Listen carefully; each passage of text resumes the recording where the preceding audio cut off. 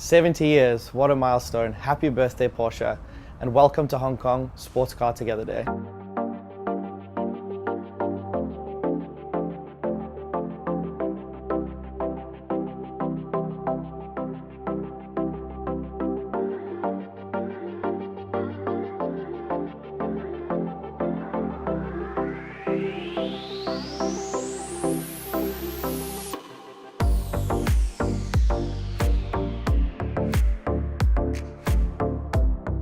We are Jepson Motors Limited, so we have been here for 63 years. We're actually one of the oldest dealerships in the world and one of the largest dealer groups. And we could not be prouder to be part of Porsche's history throughout the 70 years. So to start off our tour, we have the beautiful 356. This car was actually one of 5 that came into Hong Kong on the first shipment in 1955. An all-round special model, just gets better to drive, and after 63 years, doesn't miss a beat. I'm sure you would all have to agree that if James Bond was German, he would definitely be driving this car instead, the 356. What a car.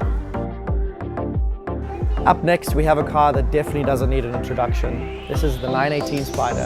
This car is the pinnacle of Porsche technology, 887 horsepower, a hybrid system with 4 electric motors on each wheel. Out of all the cars we've seen today, the 918 leaves me speechless every single time. The more time you spend with it, the more lines you see, the more of aggressive stance you see, it just gets better and better.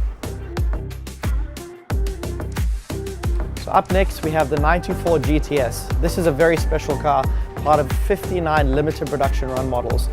This car is actually part of a single make race series and was produced to be lightweight. 245 horsepower, weighing around 900 kilograms. You can imagine what that felt like back in 1981. In an effort to save weight, you can see they have plexiglass, lightweight composites, and even the headlights were made out of plastic. All in an effort to save every gram of weight to get that extra power and those extra tenths around the track.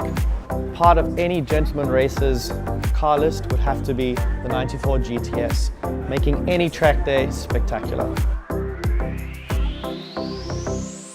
Another Porsche that definitely doesn't need an introduction, the Carrera GT.